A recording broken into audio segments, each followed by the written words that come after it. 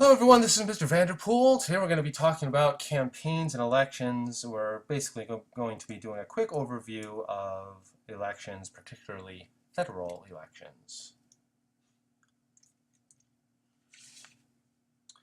So what is the function of an election? Every year there are thousands of political offices that need to be filled. Today we're going to be focusing on the federal ones. So the function of election is to choose the various public roles that exist in the federal government. It is also a context between the political parties, particularly the two big political parties, the Democrats and the Republicans. They generally are winner take all. The person with the most votes wins. You do not need over 50%. You just need a plurality. For a candidate to win an election, they only need more votes than the other people running against them. It's important to remember that that the House of Representatives, for their elections, they come from single-member districts. There is one representative per congressional district, whereas in the Senate, you have at-large elections, where the people are going to be electing 2 senators per state. So now we're going to go ahead and move on to the presidential election process. That occurs every 4 years. So we start off with the primary. So during a presidential election year, each state holds a primary or caucus between January and June to determine the candidates for their parties. So the Democrats, the Republicans are going to hold a series of primaries and caucuses during this primary process in order to elect their candidate. The goal is for the candidates, the presidential candidates, is to collect enough delegates to be their nominee during the Democratic or the Republican National Convention. Now, these delegates can be chosen a couple of different ways. You have the primary. Primaries, for example, the first primary is in New Hampshire. In California, we have primaries. So this is what we're more used to, where we go into a voting booth. We cast a vote for our candidate. Caucuses are different. The first caucus during this primary season is in Iowa, and in a caucus, people meet in groups in order to decide on the candidates. So this primary process happens, and then the Democrats and the Republicans at the Democratic National Convention or the Republican National Convention are going to go ahead and choose their nominee, and then you enter into the general election. Okay, so candidates then enter into the general election against the member of the other political parties. And it's important to keep in mind that most people vote in general elections. 2004, 50% of the people voted in general elections versus 25% in the primaries. Generally, people feel more passionate about the general election than the primary. Now, I want to talk a little bit about what happens on election night. How does a presidential candidate actually win the presidency? What they need to do is they need to get 270 of 538 electoral votes. How do they get electoral votes? They win states. So let's take a look at an electoral college map here. So you can see each state has a certain number of electoral votes. Okay. For example, California has 55, Texas has 34, New York has 31. All of these states are the states that have the most electoral votes. So the goal of the candidate is to campaign and win various states and ultimately be able to collect 270 electoral votes. So when people cast votes in California, Texas, Oklahoma, etc., what they're basically doing is they're voting for electors who are going to go to the Electoral College and cast their votes for the President of the United States. So it is the Electoral College that actually chooses the president.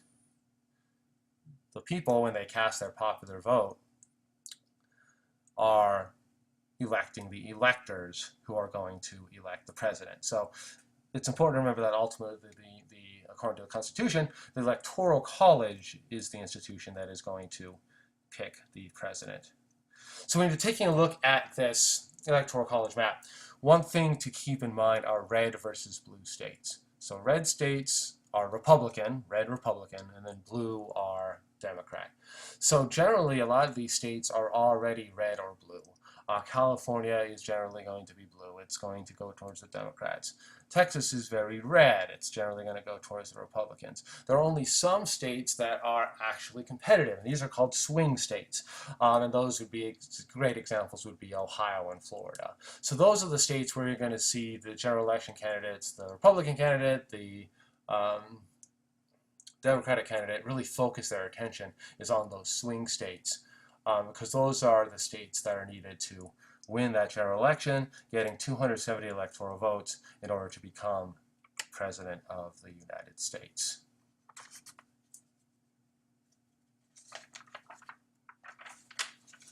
All right, now let's move on and talk about congressional versus presidential elections. So it's important to realize that congressional elections are regional. Senate elections are by state. Each state has 2 senators. House elections are by district. Okay, the states are broken up into various congressional districts. Each congressional district is going to elect a member of the House of Representatives. House elections are generally less competitive than Senate or presidential elections. It's also important to realize incumbency plays a big role in elections. If you're an incumbent, which means you already hold the seat, you are already the president, or you're already the senator, you're already the member of the House, it's very, very likely you can win re-election. It definitely helps. Generally, it will help if you are the incumbent, because you have a lot of resources being the incumbent. So, congressional elections are going to occur every 2 years. All House are up for re-election, a third of the Senate every 2 years. Fewer people vote in off-year or mid-year or midterm year elections, which means voters are more activist or ideological. So generally these midterm elections, which are elections where there is no presidential election, are going to have more activist or ideological voters voting, because they're the ones that care about the Senate and the House. Most people, most Americans generally will just follow the presidency.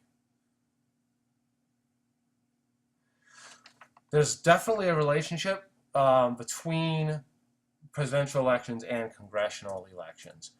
You have what's called the coattail effect.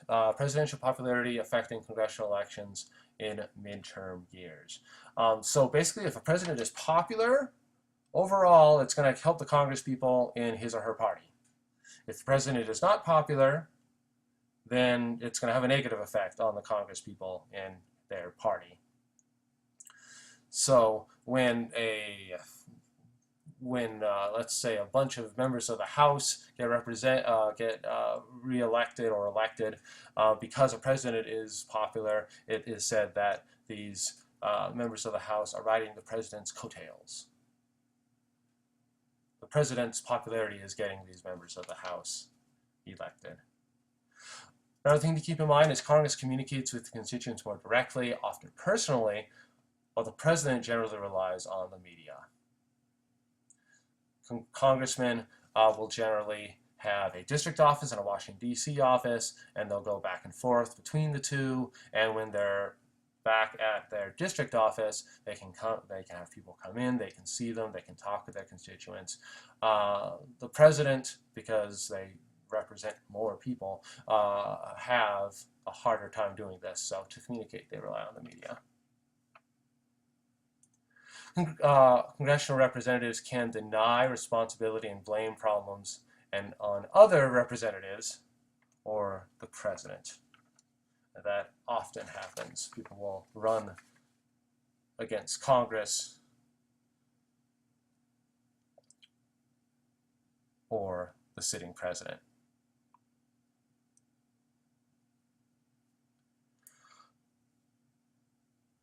Alrighty, so let's go ahead and talk really quickly about running for president, and it takes a lot of money to be able to do that. Money is big. It costs millions and millions of dollars to be able to run a presidential election. Some of this comes from individuals, but a lot of this comes from what are called PACs, political action committees, and super PACs, super political action committees. These are committees set up in order to raise money for a particular candidate for president. How are these campaigns organized? Well, you're going to have fundraisers, they're going to hire lawyers, you're going to hire accountants, media consultants, advisors, pollsters, all sorts of people. Hundreds of people are going to be hired by the candidates in order to advertise, in order to get people to vote for them.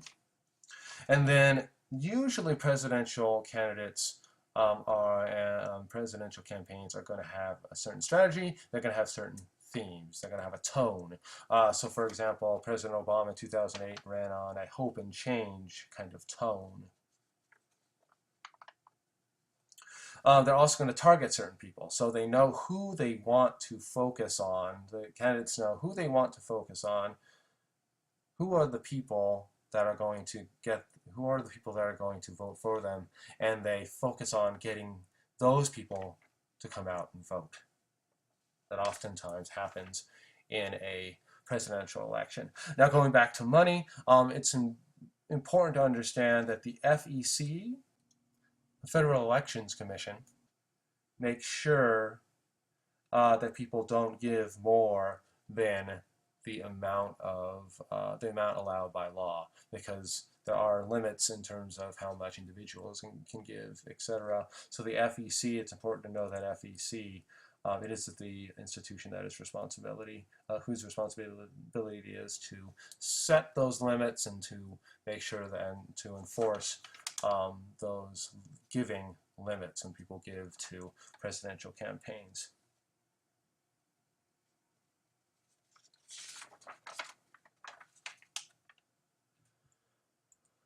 Now, running for Congress, incumbents have a huge advantage. They have franking, which basically means that incumbents can send letters without postage. So those franking privileges are big. Congress people also have more resources. They know more people. So being an incumbent, being a sitting member of the House or the Senate definitely helps. Oftentimes, and we've already talked about this, they cater to distrust by the public of the federal government. So they'll run against Congress, not for it. And another thing that's important to understand is the sophomore surge. So the first term, generally Congress people are going to do the dirty work, going to raise a lot of money, not going to do the stuff that's glorified. Second term, you see a surge in responsibility, and generally are also going to see a surge in notoriety and votes.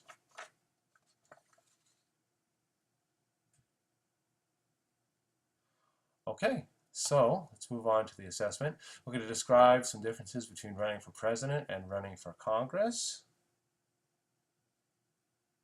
Go ahead and describe 3 differences for me. That would be great.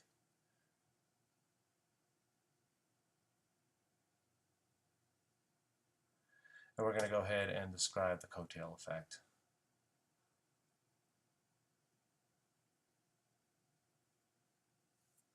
All right, and we'll move on to the summary here. In a paragraph, describe what you've learned today. And we will go from there. Have a good one. Bye-bye.